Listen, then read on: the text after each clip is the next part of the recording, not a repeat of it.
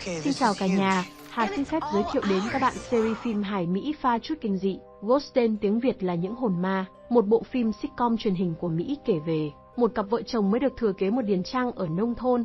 Đen đủi là căn nhà này thuộc loại khuyến mãi mua một tặng một. Lấy nhà được tặng kèm một đống linh hồn sống trong ngôi biệt thự. Tập phim bắt đầu tại một dinh thự cổ kính. Một bà lão sắp chết nằm trên giường, một bầy ma vây quanh.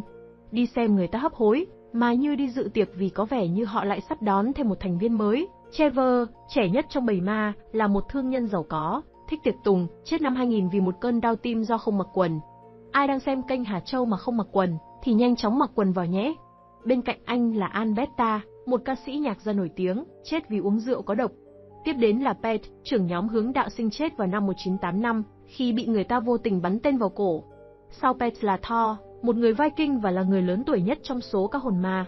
Anh ta tham dự chuyến thám hiểm đến Bắc Mỹ, nhưng bị bạn cùng tàu bỏ rơi và chết vì bị sét đánh.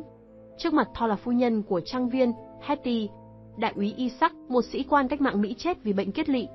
Flower là một con hà mã đã chết trong khi cố gắng kết bạn với một con gấu hoang dã. Sasapis, một thổ dân. Grass, một hồn ma đã chết vì bị chặt đầu. Khu nhà này là nơi sinh sống của những hồn ma đã chết trong khuôn viên của nó, trong suốt 1000 năm. Khi những con ma này nói về những cách chết tồi tệ nhất, một ánh sáng rực rỡ chiếu vào họ khi người phụ nữ già yếu đi qua. Linh hồn của cô ấy lơ lửng trên xác chết. Các người là ai? Tại sao lại có mặt ở trong nhà tôi? Cô ấy hỏi danh tính những bóng ma xung quanh giường. Họ giới thiệu bản thân và nói với bà lão rằng một số hồn ma sẽ chuyển sang thế giới bên kia, số khác bị mắc kẹt lại vì bị nguyền rủa và sẽ sống vĩnh viễn tại nơi đây. Sau đó, linh hồn của bà lão biến mất, để những hồn ma còn lại tự hỏi không biết ai sẽ là chủ nhân tiếp theo của ngôi nhà này.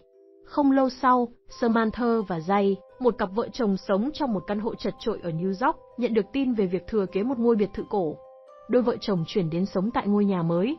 Cô vợ dự định mở một nhà nghỉ chỉ phục vụ bữa sáng. Một ngày nọ, khi những hồn ma tụ tập chuyện trò trong phòng khách, họ trông thấy đôi vợ chồng mới đến. Trevor chú ý đến cô vợ, còn Isaac, anh bống bống bang bang, lại chú ý đến anh chồng. Khi cặp đôi bước vào biệt thự, những con ma rủ nhau đến xem chủ nhân mới của căn nhà. Vì quá vội, Thor vô tình đập vào đầu Crash, khiến cái đầu đã chặt của anh ta rơi xuống đất. Con ma không đầu là đây chứ đâu. Ma cỏ gì mà hay quá, Hà chả sợ gì cả. Vào bên trong căn biệt thự, Sam kể cho chồng về lịch sử ngôi nhà. Flower rất phấn khích khi biết Sam có quan hệ họ hàng với Hetty. Những con ma nhẹ nhõm khi nghe cặp đôi sẽ không ở đó lâu dài. Sam quyết định thắp sáng một cây nến thơm để xua đuổi những linh hồn xấu xung quanh nhà. Tuy nhiên, những con ma thấy mùi hương thật dễ chịu và bắt đầu bám theo cô ấy. Bầy ma thích thú với ý tưởng sửa sang lại căn nhà của hai vợ chồng. Thế rồi khi nghe đến kế hoạch mở nhà nghỉ của họ, những linh hồn bắt đầu sợ hãi và lo lắng rằng nhiều người sẽ đến ở tại căn biệt thự này. Bị những người sống đi qua là một trải nghiệm đau đớn còn hơn cái chết. Lo sợ liên tục bị quấy rầy và có nguy cơ bị người sống đi qua, các hồn ma bắt đầu nghĩ ra kế hoạch làm thế nào để thoát khỏi cặp đôi, nhưng anh da đỏ tin rằng người sống và người chết có thể sống vui vẻ bên nhau. Đột nhiên, Jay quay trở lại phòng và đi qua anh chàng, khiến anh vô cùng đau đớn. Jay đi qua anh ta một lần nữa, khiến anh chàng chỉ muốn đuổi gấp cặp đôi này ra khỏi căn biệt thự. Đêm đó, nhóm ma cùng nhau bàn bạc kế sách.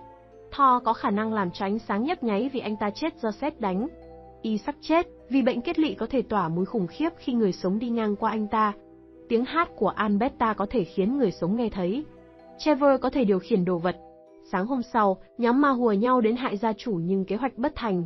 Anh chồng vô tư không hề hay biết những trò mèo của bọn họ. Anh xuống tầng hầm để sửa chữa cái lò hư hỏng lâu ngày của căn biệt thự. Dưới tầng hầm là một nhóm ma chết vì bệnh dịch tả. Cố tập trung hết sức, cuối cùng Trevor cũng làm rớt được chiếc bình xuống đất.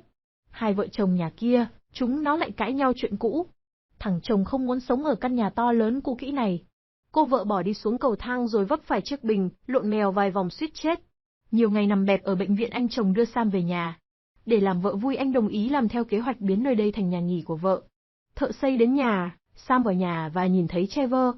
Thì ra sau khi từ bệnh viện về, cô nàng có thể nhìn và nghe thấy những hồn ma. Khi anh chồng đưa vợ đến căn phòng ngủ màu vàng mới sơn, những hồn ma lần lượt đi xuyên qua bức tường, nhận ra rằng Sam thực sự có thể nhìn thấy chúng.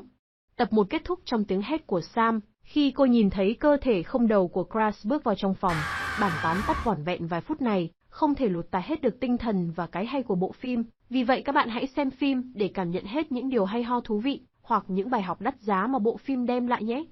Cả nhà hãy like và đăng ký cho kênh của Hà nha. Chỉ mất ít phút của các bạn nhưng điều này là cực kỳ có ý nghĩa với Hà. Cảm ơn cả nhà và mến chào tạm biệt.